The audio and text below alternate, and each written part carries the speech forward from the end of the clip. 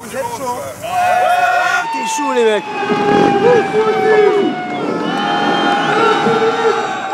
Ils peuvent venir là et tirer plus loin, sans ralentir. Il pleut, je te jure, je comprends pas. On a plus de connes, il n'y a plus rien là, on a tout nettoyé. Ah, t'es un amour. Tu filmes ça aussi?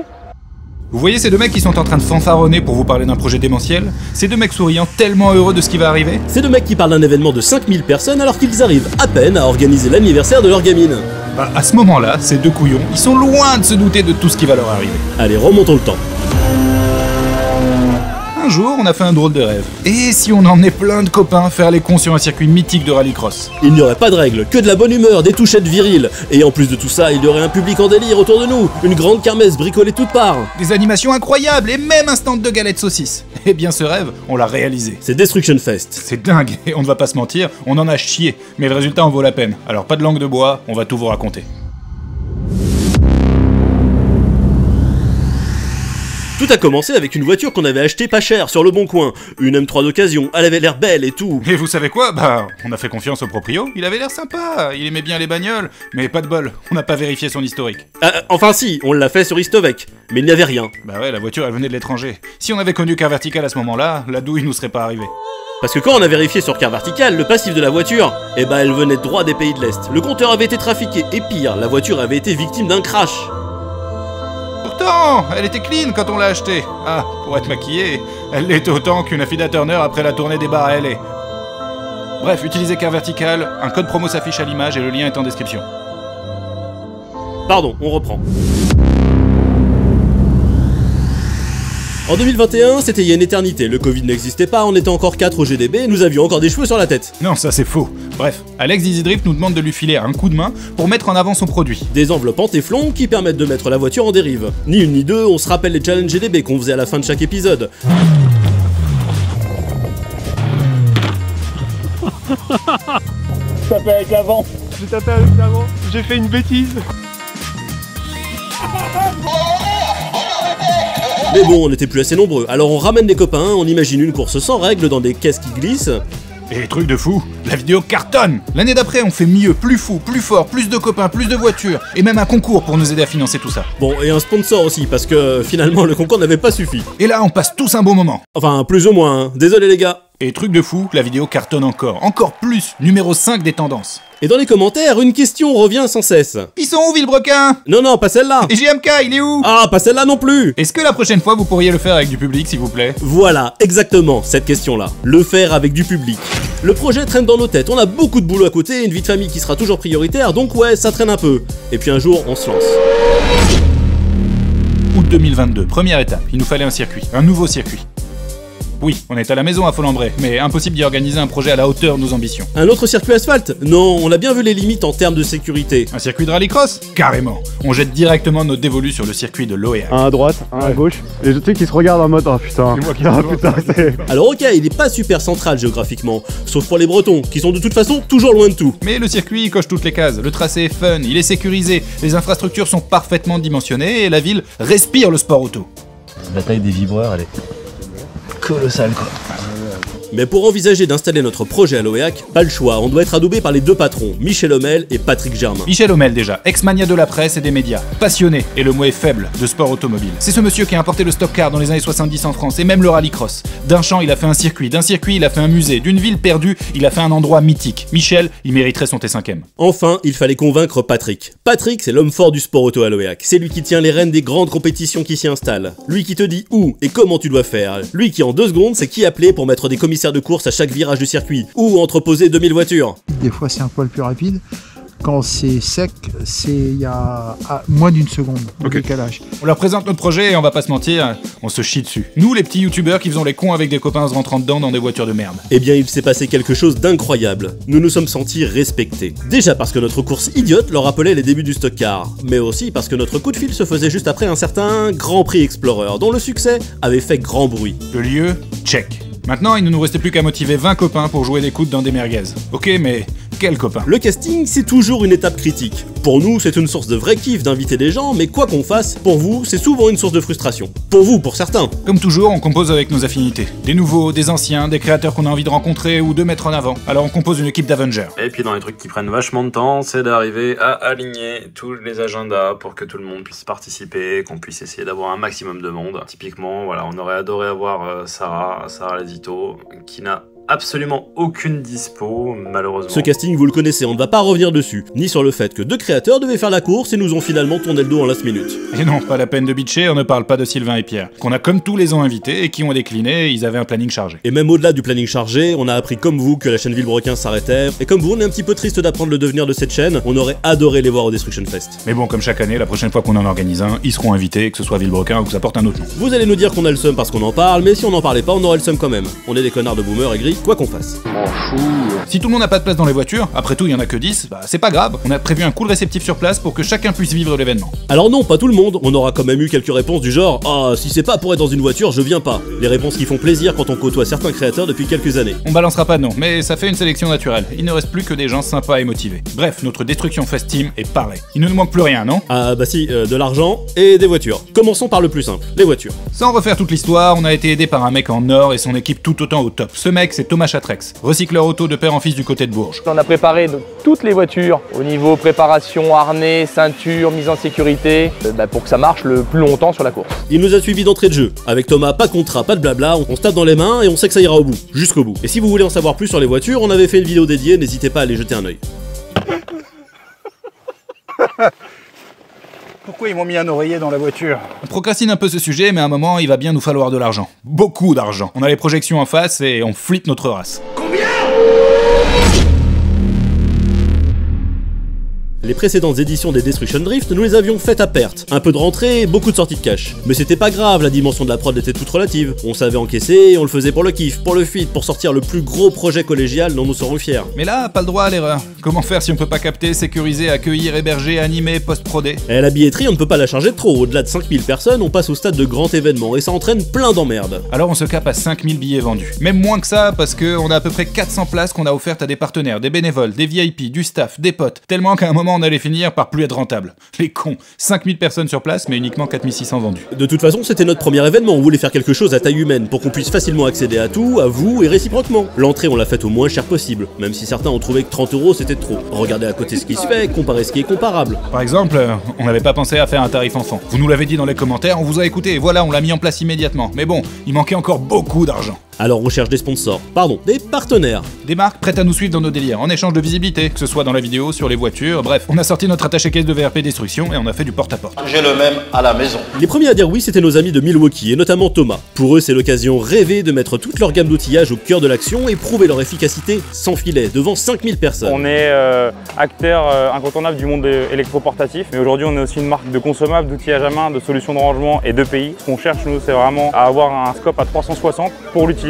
Et c'est d'ailleurs pour ça qu'on est partenaire de ce type d'événement, parce qu'aujourd'hui on vient à la rencontre de nos utilisateurs, de nos ambassadeurs qui ont roulé toute la journée ardemment et qui ont su mettre à profit sur les séances mécaniques l'outillage Milwaukee. Mais ensuite ça se complique. Si Squeezie nous a déroulé le tapis rouge pour qu'on arrive à créer un engouement autour d'un projet créé par des youtubeurs, son Grand Prix Explorer a absorbé tous les gros budgets des partenaires. Et on a essuyé refus sur refus. Des refus polis, hein, mais des refus quand même. Genre, on aurait adoré, mais tout le budget est passé sur le GP. Et ouais, ça pue fort. On est en avril, 2 mois avant l'événement, il ne manque plus que 70 000 €. Bah ouais, l'événement qu'on avait naïvement estimé à 100 000 n'avait fait que grossir pour arriver à presque 250 000. Barriérage, sécurité, toilettes, tentes, décoration. Chaque devis reçu était une douche froide, alors on espère que vous avez bien profité des panneaux que vous nous avez piqués, bande d'enfoirés. Les semaines passent, l'événement approche, les repérages s'enchaînent.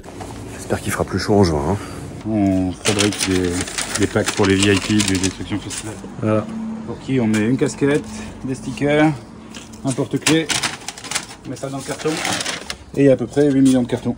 Alors ceux qui me disent qu'on fait ça pour le fric et qu'on transpire pas un peu pour cet événement, est bien. La billetterie peine à décoller. Tout l'opposé des frais qui tombent plus vite que nos cheveux. Le déficit se creuse. Heureusement, nos amis de Car Vertical sont super chauds pour être partenaire principal, avec le placement dans les vidéos et le branding qui va bien. Imaginez qu'on a fait venir le CEO de Lituanie à l'OEAC. Incroyable. Les calculs sont pas bons, Kevin. Il manque encore beaucoup d'argent. Et là, miracle, on échange avec Rapid Pare-Brise, l'une des meilleures enseignes de remplacement de pare-brise en France, qui est emballée par le projet. Ils sont ravis de pouvoir mettre en avant leur savoir-faire tout en nous filant un coup de main. Ils nous sauvent la mise, alors on leur propose un emplacement de choix, le pit stop que vous avez pu voir au beau milieu de la course. Le budget se tient presque, on est au max de ce qu'on peut attendre des partenaires et il est hors de question d'ajouter encore d'autres coupures pub dans la vidéo. Tout ne dépend plus que de la billetterie.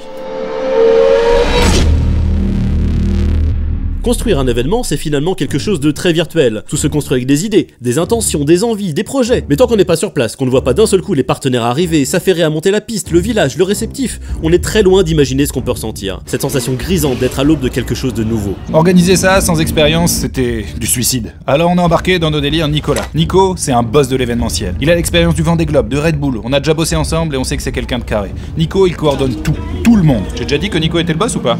Oui, tu l'as déjà dit. Bref, il va devenir le chef d'orchestre de la journée, s'assurer que tout est sécure et que tout se passe bien. Est-ce que tout s'est bien passé? On pense que oui. Et pour que tout se passe bien, pour vous surtout, pour vous faire kiffer et vous occuper au max pendant tous les temps morts, parce que ça reste un tournage, il nous fallait des partenaires de fous, motivés comme jamais, pour nous aider dans cette journée. Et comment on fait ça?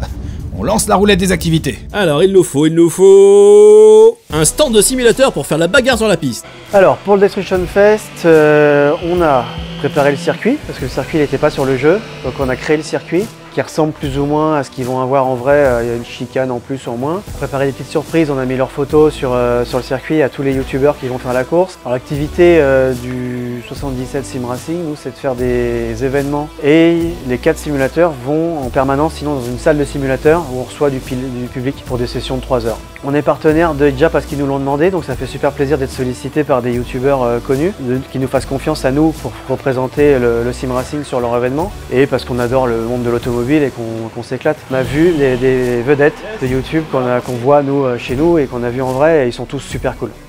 Je vais en chier demain. Il nous faut un stand de baptême Easy Drift. C'est une longue histoire d'amour avec GDB, on a fait pas mal de choses ensemble, on a eu l'idée ensemble de réaliser les premiers Destruction Drift. Donc Easy Drift, c'est un système qui se monte sur les roues de n'importe quel véhicule pour dégrader l'adhérence des roues. Donc du coup tu peux équiper n'importe quelle voiture avec les anneaux, ou à l'avant, ou à l'arrière, ou sur les 4 roues, sur un côté, sur une roue. C'est vraiment un outil de formation à la base. Aujourd'hui on est là plutôt pour faire plaisir à tout le monde, pour glisser, pour s'amuser et tout ça. Donc on les a montés sur les roues arrière d'une traction basique, qui est vouée à la destruction. Comme pour être dans le thème, si j'ai envie de dire. Bonjour. Déjà, on s'éclate, on s'amuse beaucoup avec Ben, qui est le second pilote. On s'amuse comme des petits fous, parce que les gens qui montent dans la voiture, ils découvrent la glisse pour beaucoup la première fois. Et c'est vraiment super sympa, on a des sourires, on s'amuse comme des fous.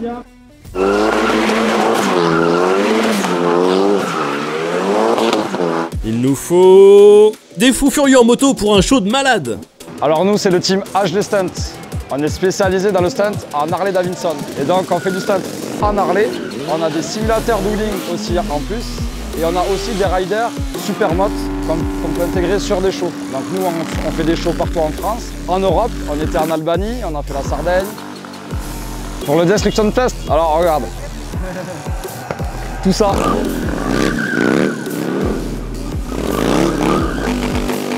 Alors, on est partenaire de cet événement parce que déjà, on a kiffé l'accroche, on a kiffé l'ambiance que ça reflétait. C'est bon enfant, tout le monde fait la foire, tout le monde c'est cool, il y a une bonne dynamique. Là, t'entends, tu vois. C'est ça qu'on aime et c'est ça qu'on voulait. Nous, on privilégie le côté humain.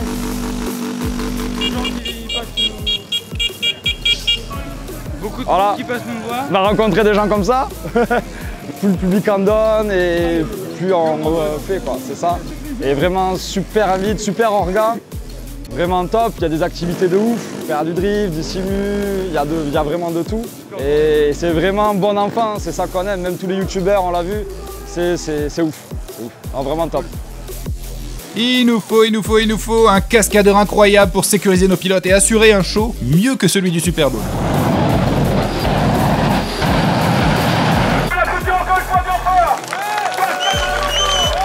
Alors je m'appelle Pascal Raoto et mon activité, là en fait je suis cascadeur professionnel et le but aujourd'hui c'était de réchauffer un petit peu l'atmosphère avant nos amis youtubeurs. Donc on a emmené la Twingo-Jet qui a équipé des réacteurs d'avion de 2200 chevaux et le but c'était de faire des flammes et de la fumée. C'est ce qu'on a essayé de faire et apparemment ça a bien marché.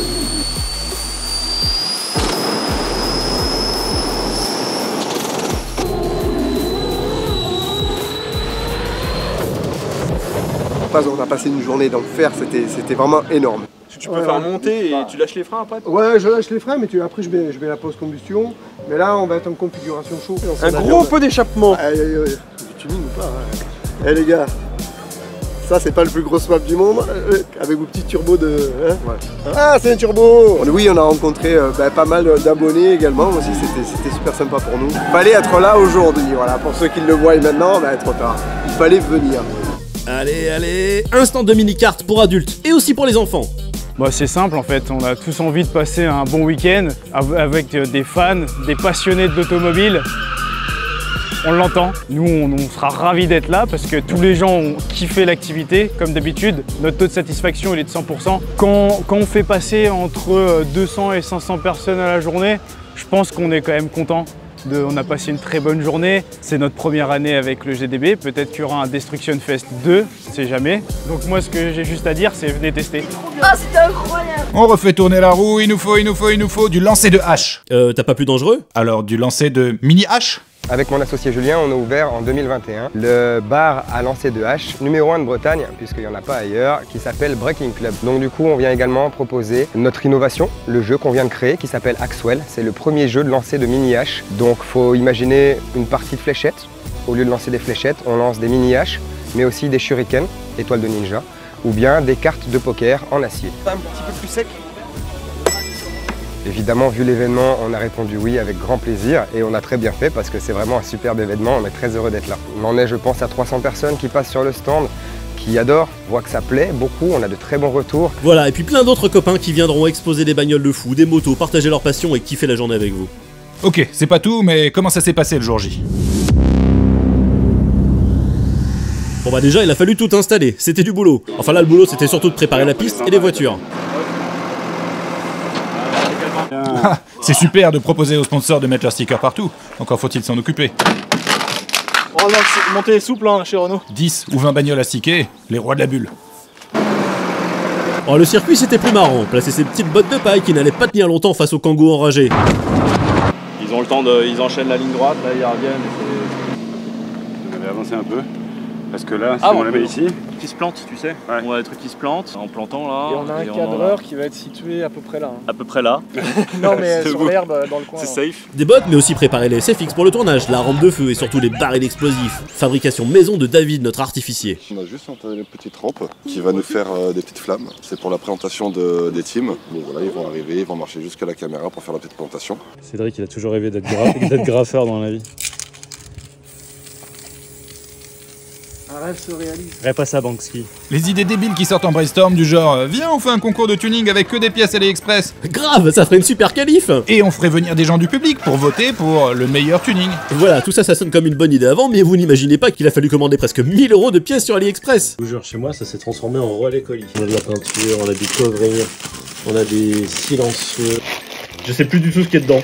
Je découvre les trucs au fur et à mesure. C'est bien emballé la vache.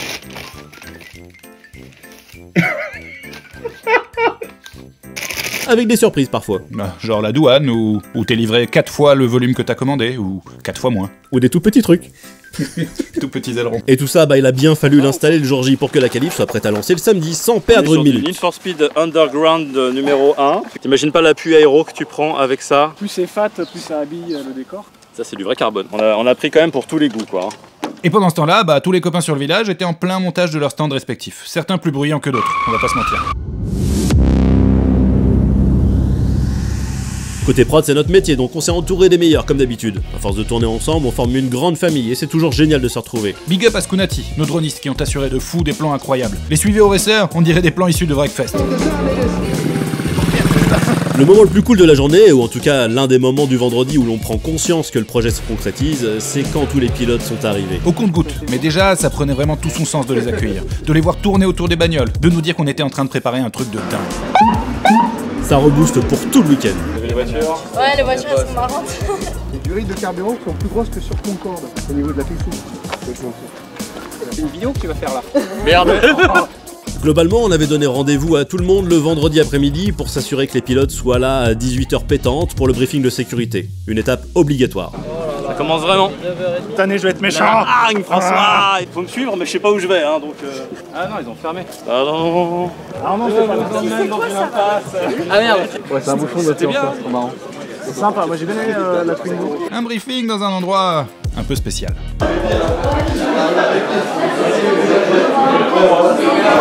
Je sais, 6-7, ça fait Ça en soi, ça sert juste l'huile qui se fait centrifuger et qui arrive là. Celle-ci, elle a un palmarès en rallycross, elle a gagné en rallycross. C'est qui le responsable? Bah, on verra après pour les ça. Faut vraiment qu'on on peut pas toucher. On va faire en sorte de pouvoir toucher. Mais pour le moment, on peut pas. On peut pas. Espionnage industriel, monsieur Farid. Ah, c'est pas un carter sec. Ah, c'est pas un carter sec, je sais pas. Oh, si. Ça, c'est une réplique ou c'est une vraie? Ça, c'est une vraie qui a fait le championnat de France de rallycross. C'est pas une groupe B. Ah, c'est pas une groupe B. Non, c'est pas une groupe B. Ils partaient d'une Our Quattro, des versions de route, et ils en faisaient des rallycross. Il y a ce qu'il faut, hein. Oui, tu veux bien voir, il y a pire. Il y a pire là-bas, tu tapes plus clair. Ça, c'est encore moderne.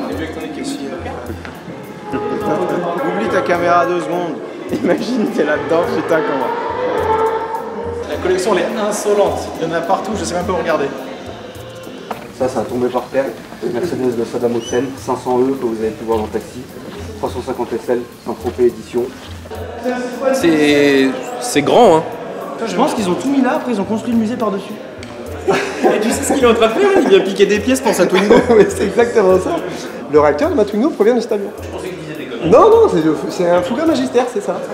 Alors oui, on vous entend dire qu'une course sans règles, mais avec des règles, c'est pas marrant. Franchement, vous avez vu la vidéo, il y a eu plein de contacts et d'actions sans que personne ne se soit jamais mis en danger. Nous avions d'ailleurs demandé à deux copains de nous aider à canaliser tout le monde et à faire part de leur expérience pour une course fun, mais sans trop de danger. Valentin Simonet, pilote professionnel qui a accepté d'être notre directeur de course. Et aussi de faire un tracé aux petits oignons.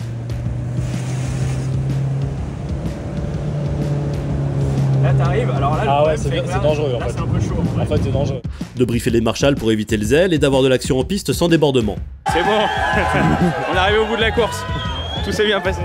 Mais aussi Pascal Dragotto, qui n'était pas venu faire que le show, mais aussi s'assurer que tout le monde était bien équipé. Et surtout, diffuser quelques vidéos de prévention qui montraient à quel point on pouvait se faire mal si un choc était mal fait. Bon voilà Brice, avec un casque intégral et la minerve mise comme elle doit être, voilà ce que ça donne. C'est grâce à ces conseils que nous avons posé des harnais 4 points, prévu des minerves pour chacun, mis des filets aux fenêtres, bref, level up la sécurité de fou pour que chacun passe un bon moment. Avouez, vous n'auriez pas kiffé rentrer chez vous au bout de 10 minutes alors que vous aviez fait plusieurs heures de route pour certains, si on avait tout annulé à cause d'un contact en piste. Non, je crois pas, non. Voilà, c'était le moment relou pour tout le monde, mais c'était aussi le moment de raconter le déroulement de la journée du samedi, journée qui allait passer à la vitesse d'une Twingo à réaction. Ah oui, un autre truc qui est passé à la vitesse de l'éclair, les quelques 700 places qui n'étaient pas encore vendues. Bah ouais, dès que nos invités ont commencé à arriver et à partager, la billetterie a affiché sold out en un rien de temps. Et fallait bien fêter ça. Ouais mais tu filmes. Heureusement, on avait privatisé tout l'OEAC. Ok, pas tout le village, mais c'est quasiment pareil. Le village est tellement petit que ça donnait vraiment cette impression. Désolé, mais voir toutes ces têtes qui parfois ne se connaissaient que par écran interposé, boire, rigoler ensemble et tisser des liens, c'est notre plus belle fierté. Mec, c'est le multivers, c'est incompréhensible, mais j'aime ça. Les gens en train de se plaindre, c'est ça? Un sanglier. Une soirée mémorable, mais courte. Difficile de dormir quand on sait ce qui nous attend le lendemain. Le samedi, c'est délicat de vous le raconter tellement c'était dense. Et puis vous avez vu la vidéo. Mais bon, pour ceux qui n'étaient pas sur place et qui ne l'ont pas vue, on va vous la refaire courte. En 5 minutes, qui vont sûrement en durer 15. Et vous êtes beau en combi. Bref, pour gagner en efficacité et pour pas que notre public se fasse chier, on a splitté la prod en deux. C'est un Ronin ça? C'est un Ronin, je m'y connais pas, non? Et oui, ça reste un tournage, il y a pas mal de séquences qui sont pas très intéressantes à voir du bord de piste. Alors d'un côté, la présentation des teams, au ralenti, avec du feu qui brûle les fesses et une mitraillette de punchline. Ouais, ah pardon, ah, tu voulais que ce soit court, moi je suis conscient. Je t'aime maman.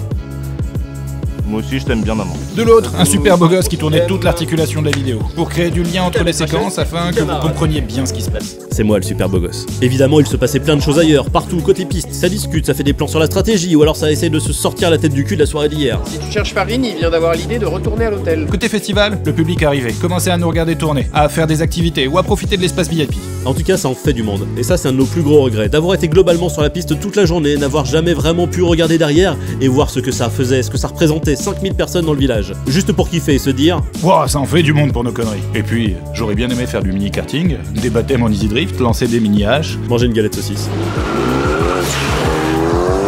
Et puis on a lancé les 2 qualifs. Là-dessus, pas grand chose à raconter de plus que ce que vous avez vu dans la vidéo, c'était très fun à voir côté piste, peut-être un peu moins intéressant depuis les tribunes. Nous n'avons clairement pas été aidés par la sono, et ça malheureusement pour notre premier événement, nous n'avions justement pas voulu prendre de risques en laissant les clés aux prestataires habituels du circuit. Non, ils t'entendent pas les gens. Pas de bol pour vous, c'était une cata. Pourtant, on a donné de la voix sur la piste en criant toute la journée dans ce putain de micro. Là, top 1 ou rien. Top 1 ou rien. Top 1 ou rien. J'ai pas le permis, mais je vais m'en sortir. Mais bon, il semblerait que ce fut le seul point noir de la journée. Alors, gueule sur le public. Je vais gueuler sur le public. Ah si, il a fait chaud, mais bon, ça on n'y était pas pour grand chose. Valait mieux ça que la pluie. Hein. Il fait toujours beau en Bretagne, c'est ça? On a eu de rares messages pour nous dire que la matinée était un peu boring. On avait pourtant communiqué au max sur le fait que ça restait un tournage et qu'il pouvait y avoir des temps morts. Et c'est aussi pour ça qu'on en a fait un festival, hein, et qu'on a motivé plein de copains pour venir nous filer un coup de main et vous proposer des occupations de folie. On a fait du mieux qu'on a pu avec nos moyens, du haut de nos 250 000 abonnés, et en étant 3 à l'organisation. C'est pas si mal, hein. La pause déj est passée, avec un peu d'attente pour certains, mais qui n'a jamais attendu un food truck sur un événement aussi gros ou sur un festival. En tout cas, tout ça n'a pas entamé l'ambiance folle qu'il y avait dans les tribunes au moment de la reprise. Une reprise ultra chaude. Matez la Twingo folle de notre ami Pascal. Je suis cascadeur professionnel et le but aujourd'hui c'était de réchauffer un petit peu l'atmosphère avant nos amis youtubeurs. Donc on a emmené la Twingo Jet.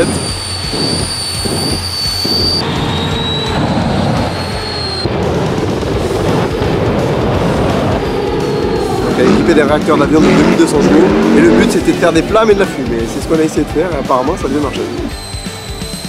Une Twingo à réveiller les morts, parfaite pour vous réveiller vous aussi et vous rameuter en bord de piste pour le grand moment que vous attendiez tous, la course. De notre point de vue, c'était une course parfaite. Plein de contacts, plein de rebondissements et pas de bobos. Valentin avait émis l'idée de faire tourner une safety plutôt que d'arrêter la course, histoire de faire monter la sauce au restart et de fluidifier l'ensemble. Et c'était une super idée, on remercie au passage un autre Nico d'être venu nous filer un coup de main avec son F-150 Raptor. Elle avait de la gueule cette safety.